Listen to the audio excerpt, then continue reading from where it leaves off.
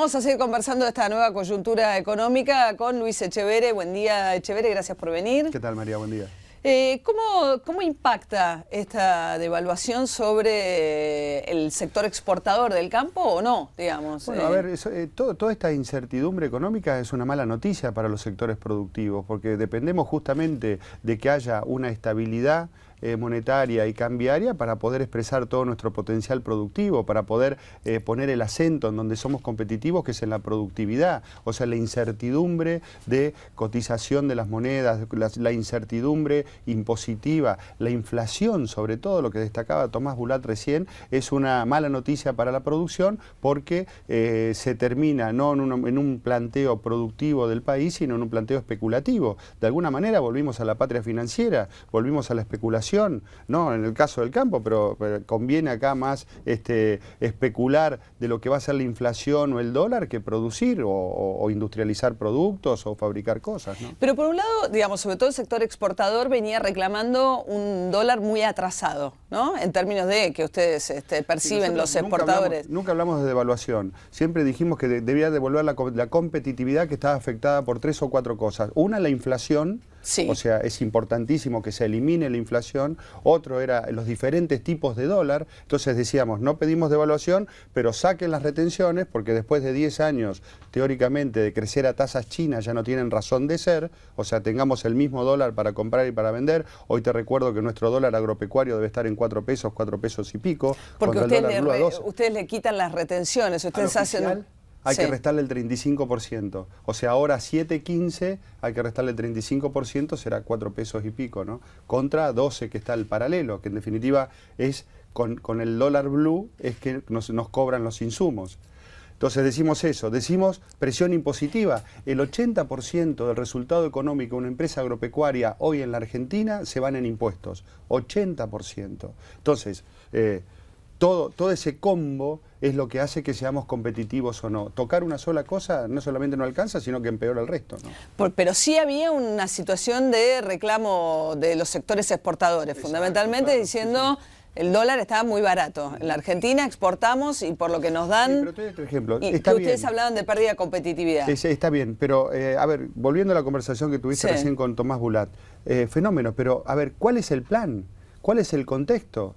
Porque si ayer hubo un comportamiento que el dólar subió a 7.15 y hoy baja, te exagero, a 6 pesos... No, bueno, bajar no ha bajado nunca. ¿Qué tiene en mente el gobierno? Nosotros temblamos cuando los funcionarios dicen, no, esperen el factor sorpresa para ver qué vamos a hacer. No, necesitamos que los funcionarios nos digan, señores, hoy vamos a hacer esto, dentro de 6 meses esto, dentro de un año esto otro, para tratar de eliminar la inflación o que el país sea más competitivo. O sea, la incertidumbre también es un elemento negativo, ¿no? Ahora, claro, no, está bien. Si ustedes dicen que mejorar la competitividad, el planteo no era solamente cambiar modificar el tipo de cambio. Lo que esto produce es mayor inflación, esa es la preocupación. Exactamente, digamos. Entonces, si suben los costos, o sea, si cualquier devaluación del dólar lleva aparejado mayor inflación y suba de costos, se neutraliza.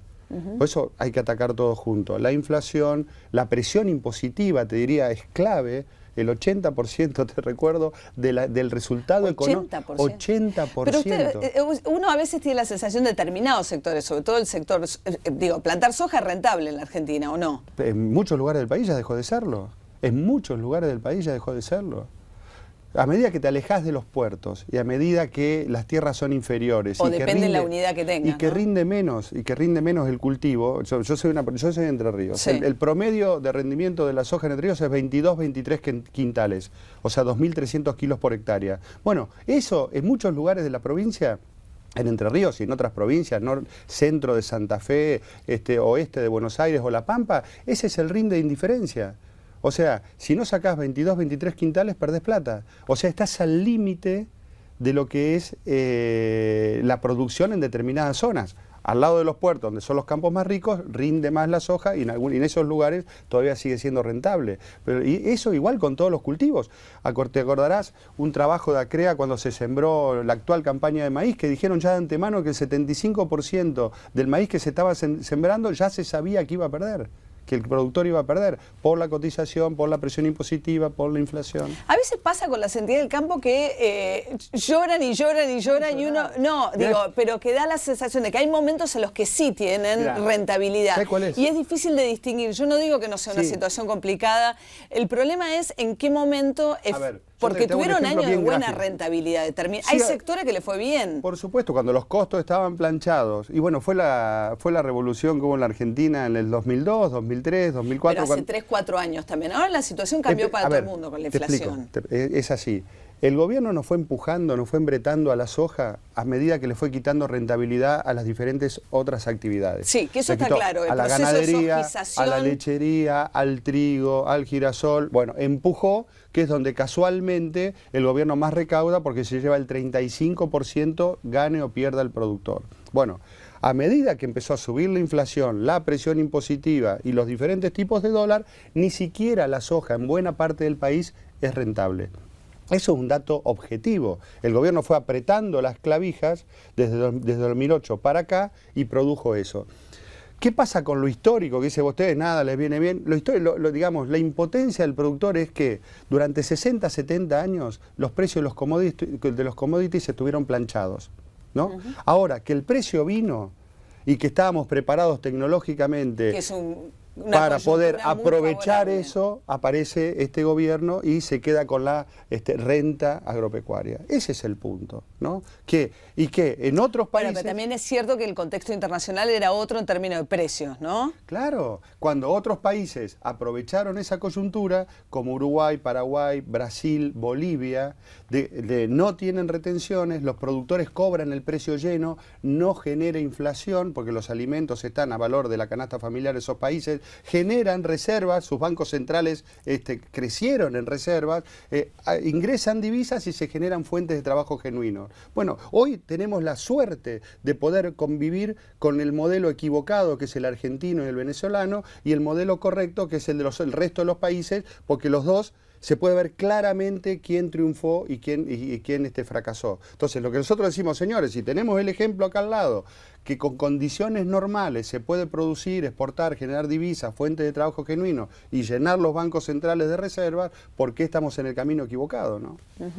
Ahora, frente a este escenario del dólar, ¿en qué momento llega de lo que es la producción mayoritaria del campo? Yo te diría, mira, va a ser un tema de muchísima prudencia, muchísima prudencia. Vos no te olvides que, a ver, imagínate que la gran mayoría de los productores de la Argentina tiene 1 y a lo sumo 2 cultivos por año.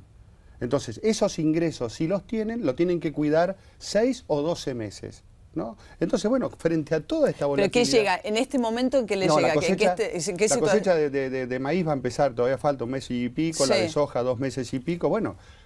Estamos en plena sequía en muchos lugares del país, vamos a ver qué rinde, o sea, los cultivos todavía no están dados, ¿no? Una vez que esté la cosecha, va a ser hiperprudente como los últimos 2 años. El productor lo que tiene clarísimo, que siempre su producto va a tener una relación con lo que necesita comprar. Entonces yo tengo toneladas de maíz, de soja o lo que sea, yo sé que con tantas toneladas voy a poder comprar herbicida, con tantas toneladas de fertilizantes, gasoil, pagar los sueldos, pagar impuestos y tratar de durar 12 meses. O sea, y sobre todo, si el panorama, el gobierno no dice claramente qué es lo que va a hacer, no genera confianza, bueno, más retracción, es lógico que diga, bueno, yo me voy a quedar con la cosecha y voy a ir vendiendo de a poquito a medida que yo sé que tengo que pagar mis cuentas y vamos a ver hasta dónde me alcanza, ¿no es cierto? Esa entiendo que va a ser la misma actitud que tuvo en los últimos 2 años para poder durar, ¿no? ¿Ustedes no han tenido reuniones en el Ministerio de Agricultura después de los últimos cambios de gabinete? Hace 5 años. Hace 5 años, pero digo, ni los... No, a ver, vamos a ir a las cosas correctas. Una reunión hubo con Domínguez en el tema de un conflicto laboral que hubo, que bueno, duró 10 minutos, y una reunión con Jaguar en enero del 2012, si mal no recuerdo, en el contexto de una mesa de emergencia agropecuaria. O sea, 5 largos años que nunca nos sentamos a discutir políticas agropecuarias. Por eso hacemos, mira, responsables... No, porque era la primera vez que decían, bueno, hay, más allá de las políticas que puedan tener, decía, bueno, llegó alguien que tenía conocimiento del sector. Sí, no era la primera vez que, ¿no? Sí. Y bueno, pasaron 2 meses. Bueno, hicimos todos los deberes perfectos. No. Asumió un jueves a la tarde, el viernes a la mañana estaba la carta de la mesa de enlace pidiéndole una audiencia. Al mes hablamos con el jefe de gabinete, lo encontramos con Bussi en el evento de la UIA, ahí le pedimos que nos diera una entrevista, nos dijo que sí, que nos iban a convocar, pasó el tiempo, le mandamos una carta también a Capitanich, ninguno de los dos nos contestó. Bueno, ya empezamos movimiento en las rutas, el otro día estuvimos volanteando en la ruta 14 en Gualeguaychú porque la situación es insostenible por los elementos que te estoy diciendo. Y hacemos responsable, María, porque esto es muy importante, porque ya hace 30 años que estamos en democracia y tenemos que hacer responsables al gobierno de todos los errores que ha cometido y que pague el costo político de esos errores porque tomó todas las decisiones en absoluta soledad y con la mayor soberbia y autoritarismo posible. O sea, sin decir qué iba a hacer, aplicó medidas, dijo que se venían a apropiar de la renta agraria, lo hicieron. Y ¿Qué quiere decir que pague el costo político? Claro, que ahora tiene que revertir esas políticas, tiene 2 años por delante para cambiar lo que está mal. Un gobierno que gana las elecciones, por supuesto que aplica su modelo, pero nadie puede escapar a un balance. El balance es absolutamente negativo. Que no desperdicien 2 años de la vida de cientos de miles de argentinos machacando o perseverando en esta política de fracaso. Que rápidamente cambien las condiciones porque están jugando con las expectativas, están jugando con la producción, están jugando con el trabajo de cientos de miles de productores de todo el país. Hablando de Entre Ríos, ¿qué pasó con la modificación impositiva? ¿Cómo se va a financiar finalmente la suba salarial de los policías? ¿Están ustedes un gobernador que no se anima a enfrentarse al gobierno nacional? Entendíamos que eran sus amigos, ¿no es cierto? Que frente a lo que le debe el gobierno nacional a la provincia de Entre Ríos, debe casi 4.000 millones de pesos, no se anima a reclamárselo. La verdad que Urribarri, y nos castiga, en vez de enfrentar al gobierno nacional o reclamar lo que nos debe a los entrerrianos, nos castiga a todos los contribuyentes entrerrianos con un impuestazo de 3.000 millones de pesos. Y el justificativo era que le iba a aumentar los salarios a la fuerza de seguridad. Firmó un acta con la fuerza de seguridad frente a la iglesia y al comercio en Concordia, y ahora el gobernador desconoce la firma. Así que quedamos. Entonces, ¿qué va a hacer? ¿Va a dar marcha atrás con el impuestazo? Aparte, podría tener un gobierno más austero, ¿no? Y pagar buenos sueldos. Entre Ríos en la provincia es un ejemplo, ¿no? De obsecuencia hacia el gobierno nacional por un lado, de alumno predilecto por otro lado, de presión impositiva récord en la provincia menos eficiente del país y donde se pagan los peores sueldos de la Argentina. O sea, es donde más presión impositiva hay y peores sueldos hay. O sea que entendemos que tiene que dar, le van a pedir la mesa de enlace provincial el lunes que viene. Que dé marcha atrás con el impuestazo, por supuesto. Sí. ¿El impuesto es sobre...? El impuesto en este caso perjudicó no solamente al campo, sino a todos los sectores de la economía de Entre Ríos. Industria, comercio, aplicó ingresos brutos, o sea, en definitiva perjudicó a todos los entrerrianos, porque todos vamos a terminar pagando esta fiesta que en definitiva, como a nivel nacional, se gasta más de lo que entra y por eso no hay plata que alcance, por eso viven en déficit, ¿no? Y leí por ahí unas declaraciones que generaron algún revuelo en Entre Ríos, particularmente acerca del nivel de vida o la forma de vida de los funcionarios de los... Me preguntaron a partir de unas declaraciones del ministro de la Producción que dijo que justamente la mayor presión impositiva, mirá lo que dijo el ministro de la Producción, la mayor presión impositiva favorecía a los productores más pequeños para poder acceder a la tierra. O sea, sinceramente, lo leí 4 veces y no lo entiendo. ¿Que haya mayor presión impositiva favorece que alguien pueda comprar un campo? No, justamente lo contrario. Descapitaliza a ese productor pequeño y que tiene que terminar vendiendo sus tierras. Y generalmente caen por supuesto que hay excepciones muchísimas, porque hay muy buenos funcionarios y muy buenos representantes gremiales en Entre Ríos, como en todas las provincias del país, pero generalmente caen en manos o de funcionarios o de gremialistas inescrupulosos que terminan comprando esos campos. Que el problema mayor que tienen, María, es poder justificar el ritmo de vida que llevan y cómo después de estar 5 o 10 años en la función pública tienen tantos bienes, que compran tantas cosas. Resulta que de un día para otro todos los parientes pasan a ser ricos, pasan a comprar propiedades en comunidades chicas. Estamos hablando de Entre Ríos. Claro, en Entre Ríos, pero a ver, No, está bien, pero la descripción puntualmente... Te lo hago al revés. En Buenos Aires parece que todo se mezclara porque nadie sabe, nadie se conoce, es una ciudad muy grande. En los pueblos donde vivimos nosotros... Sí.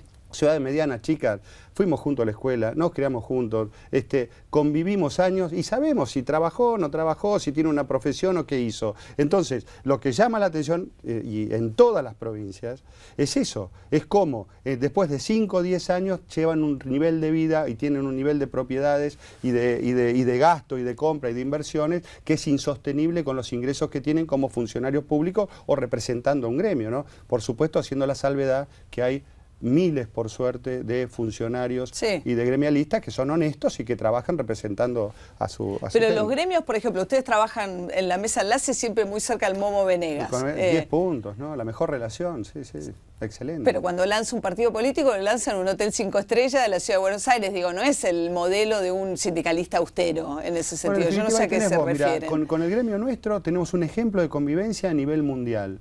Vos fíjate que hicimos el RENATRE, el Registro de Trabajadores Rurales, que es mitad del gremio de la UATRE y mitad de las 4 entidades. Ahí combatimos juntos el trabajo en negro, combatimos juntos... Pero es altísimo, es uno de los sectores de mayor evasión, de mayor trabajo en negro. Pasamos de 100 y pico mil afiliados registrados, trabajadores registrados en ese momento, a más de 800.000 cuando el Estado nos confiscó el RENATRE, ¿no?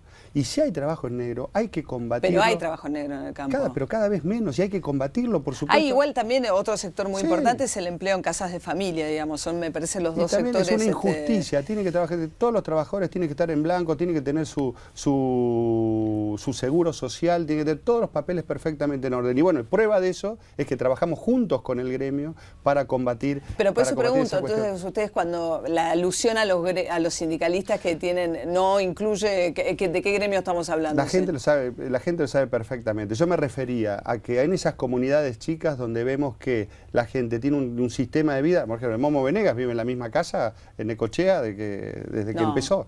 No creo, ¿eh? ¿Querés saber? Sí. Vive en la misma casa. Por supuesto, tendrá, como él dice siempre, un plasma más, un plasma menos, habrá cambiado la heladera, pero vive exactamente en el mismo lugar.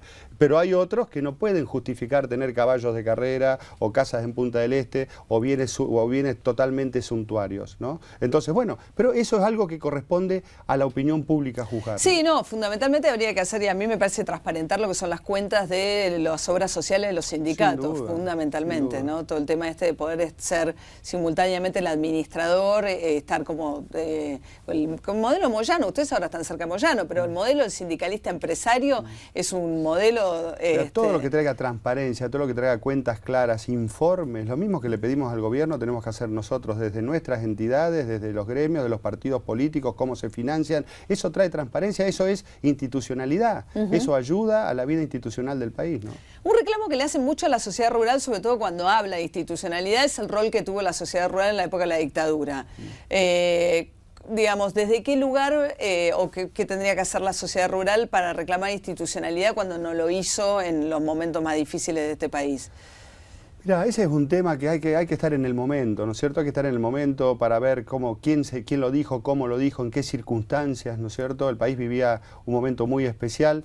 Lo que se hizo, digamos, más que del pasado, nosotros decimos, bueno, en definitiva, si se cometieron errores, somos conscientes y es importante ver qué estamos haciendo ahora para realmente saber para qué lado vamos, ¿no? Pero en definitiva, cuando vos te traspolás a otros momentos de la historia, es difícil juzgar con ojos de hoy qué es lo que pasó en aquel momento, ¿no? Bueno, depende. Hay ciertas situaciones que es difícil juzgar, otras que no. Sí, por supuesto, y vos te podés haber equivocado tranquilamente, decir, no, mirá, este era el camino, esta era la única solución posible y la verdad que no salió o no era lo que se esperaba o no era lo que se prometía que iba a suceder, ¿no? O sea que lo que ustedes vienen a reclamar ahora con relación a la situación puntual de la economía tiene que ver con retenciones. ¿Ustedes le creen a un candidato cuando se sientan con Sergio Massa y les dice vamos a sacar las retenciones? ¿Ustedes le creen o creen que son discursos de campaña? No, bueno, no podemos no creerle, ¿no? Porque en definitiva no se compromete con nosotros, sino con la opinión pública. Porque digo, pasa por ahí con el IVA, ¿no? Porque te dicen, bueno, que la suba al 21% es provisoria. Viene el tema del impuesto al cheque, los débitos, y dice, es provisorio. Cada vez que encuentran este tipo de impuestos que se cobran automáticamente, que tienen bajísima evasión y demás, es muy difícil ver que el gobierno que viene se desprenda de esas herramientas, o por lo menos eso ha pasado hasta ahora. Mirá, primero hay que ver la herramienta de ingreso de divisas que es el campo. ¿Qué quedó comprobado ahora? Por eso una de las cosas positivas es que este camino no ayuda a que se generen divisas. Entonces, si queremos que se generen divisas de acuerdo al potencial que tiene el campo, hay que ponerle condiciones impositivas y condiciones de comercialización iguales por lo menos a las de nuestros competidores. Entonces, si se ahoga impositivamente al campo, no va a dar. Al contrario, si se le baja, o mejor dicho, no es bajar, sacar el impuesto a la exportación, porque nosotros pagamos impuesto a las ganancias, impuesto inmobiliario rural, como todo el mundo, ¿no? Vamos a tener resultados distintos. Si seguimos haciendo lo mismo, no podemos esperar resultados diferentes. Y volviendo a la pregunta, al principio de la pregunta, los candidatos, no solamente Massa, los 2 días estuvimos con Cobos, el año pasado estuvimos con Ricardo Colombi, De la Sota, Mauricio Macri, Wiener, Bonfatti, todos ven al campo como una solución, y el compromiso que tengan esos partidos es con la opinión pública más que con nosotros, que la opinión pública va a juzgar si cumplieron o no cumplieron esa promesa de campaña. Que es retención cero directamente. No. Lo que propone en este caso Massa es de los diferentes productos a cero el trigo. Sí. Bueno, para incentivar además la producción en un porque contexto. Ya se probó. Con esto tuvimos un papelón de producción de trigo. Perfecto, cambiemos. Propone a cero el trigo, propone a cero todas las economías regionales que ya vimos. Sí, que están padeciendo el algodón, la fruta, absolutamente todo a cero. Reducir en la carne del 15 al 10, reducir en el girasol del 32 al 16 y bajar 5 puntos en el arroz. ¿Y soja? Soja no tocar. Ah, por eso, claro. Pero no se toca la retención del 35% de la soja en estos planes. Bueno, es una propuesta. No, pero eso es lo que digo. Claro. Suele pasar que finalmente el que llega con estos, cuando tienen sobre todo en un contexto de déficit fiscal y en la situación que hay, es difícil imaginar que estos candidatos que por ahí dicen, vamos a eliminar las retenciones, efectivamente... Esto fue un trabajo, bueno, que hicieron sus economistas. Me olvidé del maíz del 20 al 10 bajar. Que hicieron sus economistas, habrán visto... pero no la soja. La soja no, la soja son 8.000, 9.000 millones de dólares, eso no propone bajar las retenciones. Y los economistas habrán dicho, bueno, con mayor producción e impuesto a las ganancias se suple este costo fiscal que en definitiva es ínfimo. Vos fijate que en la carne son solamente 100 millones de dólares y caímos del 3º al 11º lugar como exportador mundial de carne. O sea, si recuperamos... las economías regionales, ¿no? Las economías regionales están destruidas, están destruidas. Y bueno, muchas gracias. No, María, gracias a vos.